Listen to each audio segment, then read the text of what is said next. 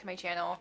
So a little over a year ago, I did a video that was a little bit different from my normal stuff. I did a top-down comparison review of this Android e-reader. This is the Onyx Boox Poke 3. And I was comparing it to my 9-year-old Kindle that had finally stopped being usable. And I had seen someone talk about an Android-based digital ink e-reader, and that really intrigued me because I, as much as I love the Kindle functionality, I wanted to be able to read. I didn't want to be locked into acquiring books through Kindle, so I took a chance. I bought it. I did a little in-depth review.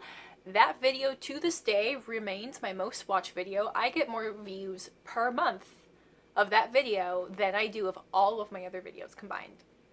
It's wild.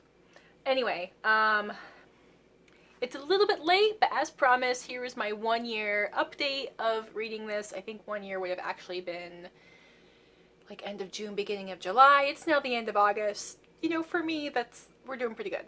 So I have a few notes following up on some things and addressing some questions I may have gotten in the comments. I'm absolutely going to link that original review video in the description box below, along with, I think I had 2 tech review channels who had reviews of this e-reader that I had found very helpful when I was deciding whether or not to buy this, and I will have those linked. And also in my original video, there's some very useful comments. There's other people who have this model or have a similar or have another version of a tablet from this company, and they talk about the way they use it and how some things are different, and they talk about some of the more in-depth tech stuff, because for the record, this is a casual review. I am not a tech reviewer. I am a usually very chaotic, disorganized book reviewer.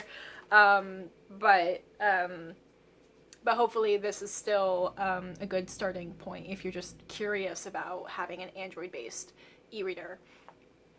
So just to give an overview, what I mean by Android-based is it's all apps. So I have the Kindle app, Kobo app, NetGalley, Libby, My Must Reads, and then if I go down into library down in this corner, I also have books that I have downloaded directly to this device. This company does make color versions, and I've heard that these tablets are pretty good if you read a lot of digital copies of manga or graphic novels. I don't have personal experience with that, but throwing that out there if that appeals to you. So, all right, let's just go down my notes. First thing I say is I am able to read about 3.5 books on a single charge. And I have a little bit of backlight going just to counteract any glare from lamps or daylight or whatever. It is digital ink, so it is very direct sunlight friendly. You know, and I'm a pretty fast reader, and I tend to read. The majority of my books tend to be between 300 and 400 pages on average. I definitely read a whole spectrum. But just for someone who can read, you know, an average of 2 to 3 books a week, probably read about 3 books on a single charge. And that's not necessarily back to back. That's, you know, I read a book, I put it down, I read a physical book, and pick this up a week and a half later and read another 2 books. I have a note that I miss turning pages with my left hand with a tap. That was something that my my Kindle had, is if I was holding it in my left hand and I just tapped in the middle of the page, it would turn the page. With this one, I have to swipe it. After a year, I've gotten pretty used to it. I know they make it's basically just a Bluetooth remote that you can use for any device with Bluetooth. And I thought about getting a remote to turn pages. Not just, I have tendonitis and I have wrist issues. So sometimes trying to hold something and swipe it is just, it's not excruciating, but it's annoying. So I thought about getting a remote. It's also nice to be all snuggly under your blankets and not have to reach an arm out into cold winter air to turn a page. I haven't played around with the remote yet, but what I have done that has helped is for Christmas I got this thing. It's called Flippy. I had seen another YouTuber I follow, Lady Love Said Reads, say that she got this as a gift, and it was really useful for her for holding very large books. This is just like a cushion that I mostly use it in bed, just to have a good angle. But basically, like, it holds your e-reader, iPad, very large book, and just puts less strain on your hands. But I find that this helps a lot. None of this is sponsored. What was I saying? I don't know. Sorry, y'all. Anyway, so I've found that since I have that cushion, I haven't really thought about that Bluetooth remote. Like that, I think if I had the remote, I would use it. But I think that this cushion helping me not have to hold it and reach and swipe as much has helped a lot. In my original video, I didn't have my case yet, but this is the case I ended up getting. There weren't a lot of case options, but this one, it's pretty bulky. It has a little magnet in it, so it, you know, it puts it to sleep when I close it and then turns it on when I open it. And on the back, it has this elastic strap. I kind of wish it was in the middle so it was easier to like hold it with my left hand, but it's fine with my right. And then this is useful, is it has a little kickstand, and I actually find like if I'm eating, it's as useful to like put at my desk and have my book up here while I'm eating, and then I can just reach over and turn the page. So I like the case. I like that it's pretty bulky, and I, you know, if I do drop it or just throw it in my bag and kick it around, I know that the device is protected. The only thing is the edging is fairly thick, and it does interfere with like the swipe up, some of the side swipe options. So pretty much any of those options you can move to this little floating ball menu. You see these little things that pop up. So after a year, I totally forget that the case impedes some functionality because I found a workaround. But that's something to note, that this particular case, it, you know, there's some like swipe up from the corner, from the middle, from the other corner. You can customize like those swipe options, but this case in particular interferes with that precision. Since that last review, I have downloaded Google Play. I was able to download My Must Reads. I haven't purchased a book from there yet, so I can't really speak to like font size and image ghosting and things like that yet.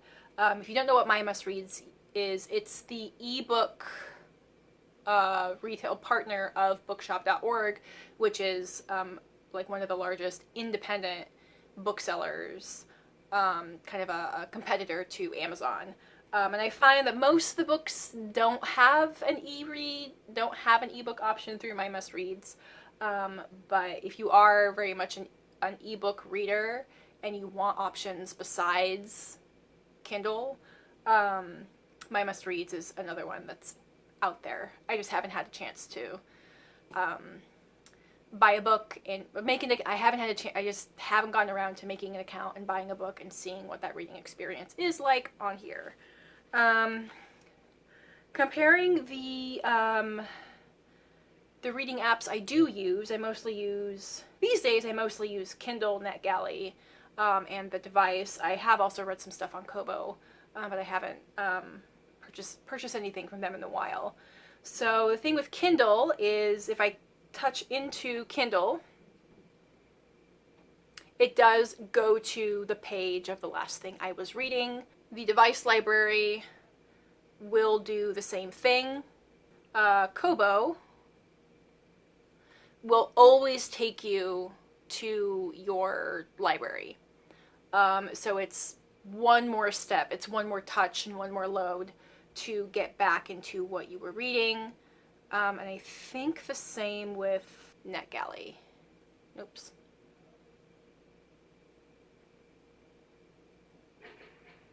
Yeah, NetGalley will also take you to your downloads library. It won't go directly into what you were reading. And as you just saw there's quite a bit of lag.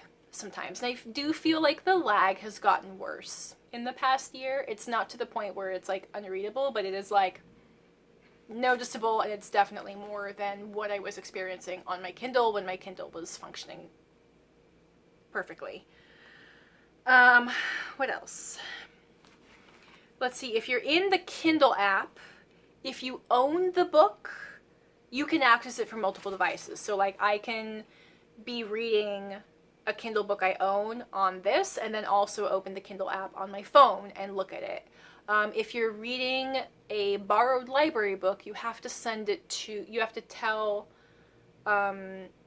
your content menu in your Amazon account to send it to a specific device, and then you're locked into that specific device. And I made the mistake of like sending something to my Kindle, which is like my old Kindle, instead of this device, and then I had to like cancel my loan and reborrow it in order to resend it to this device.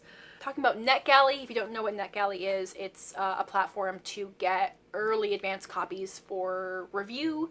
You can get both ebooks and audiobooks. And that's the app where I seem to have the most issues. I can't seem to get the email to Kindle to work, so I can't read stuff in my Kindle app. I don't have a functioning Kindle device, so I don't know if it works there. I see a lot of formatting issues, to the point where there are some arcs that I can't read on this. I have to read it on my phone. I don't know if it's like an issue with the digital ink or the Android version or something, but I will have like fonts where like every 8th letter is randomly capitalized, or like the image ghosting is so bad that like it just becomes like an almost matte gray screen. I can't seem to adjust the page refresh in the NetGalley app. I think most of my other gripes with the NetGalley app have to do with the app and not necessarily its functionality on here. But I have found that, especially like formatting stuff, if something feels very difficult to visually read on NetGalley on this device, I move it to my phone and it works just fine there. Okay, I mentioned that the lag seems to be getting worse. I have started seeing some glitches and forced closing of the Kindle app. I'll be reading something, I'll be like, have read like 2 pages, and it'll just exit out and go back to the main app screen. I particularly notice it when I've been like off Wi-Fi and then back on Wi-Fi, and it's like updating library loans, like it's getting rid of loans that have expired and downloading new stuff, and it's like there's too much going on and it just can't stay in what I'm reading. So that's super annoying. I do find that just a forced restart seems to fix the problem for several weeks, and I don't know if I demonstrated this in my other video, but that is just, I press and hold the power button up here, and then you get this menu of power off, restart, or standby. So, as always with tech, when in doubt, turn it off and on again. But it's still really annoying to just settle down to read and be like, oh, I have to wait and have this restart.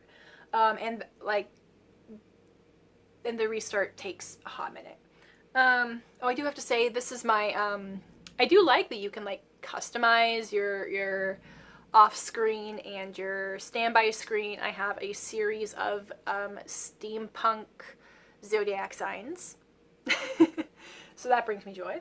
Last final questions, like, do I regret purchasing it? Would I repurchase it again?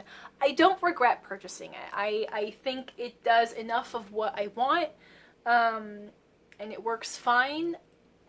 Financially, I was able to kind of take a chance, like make a calculated decision to take a chance on this thing, and I think it worked out. I think I would not purchase this model again. I would definitely look at reviews of some of the like color versions, and just see if the operating system runs more smoothly in those. I've seen a couple people make comments that like just the operating systems that this brand uses on their devices is just never gonna run as smoothly as like a Kindle or an up-to-date, like a brand new like Android phone or something.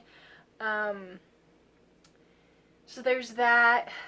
I think hopefully this lasts me a good long time. I think whenever it does come time for me to repurchase an e-reader, I'm gonna look really, really closely at an iPad mini, because I think that's gonna do everything that I want. It's gonna work more smoothly, and I probably won't have the formatting issues like what I have in NetGalley. The big thing, like the reason I wanted to try this one rather than just getting an iPad, is the digital ink ability to not have eye strain while like reading in sunlight. And I know that you know, you can really like turn up the brightness on an iPad to be able to read in bright light, but then what does that do to the battery? But you know what, if the cost of having a device that like works more smoothly is that I just need to charge it more frequently, I think that's fine. But I probably would like see if I have a friend or someone who's got an iPad mini and see if I can have them meet me in a park and let me play around with it, or if they would let me borrow it for like a week to play around with it. So either that or a secondhand Kindle is also an option of not being you know, completely tied in and locked into all things Amazon. But you know, with the Kindle, I just wouldn't have the flexibility of being able to purchase ebooks from other places. I would be curious if, like I mentioned, I would be curious if the NetGalley sent to Kindle would actually work on a newer Kindle device. But yeah, I'm like, you know what? For me, for the way I use it, it's like, I think I just like rewatched my original review video and I said like, I'm super fucking happy with it. And now I'm like, I'm happy with it. I'm happy with it. I will use it until it starts lagging so bad or doesn't charge anymore or whatever. Like I'll get my use out of it. But my feelings have definitely like cooled down a little bit.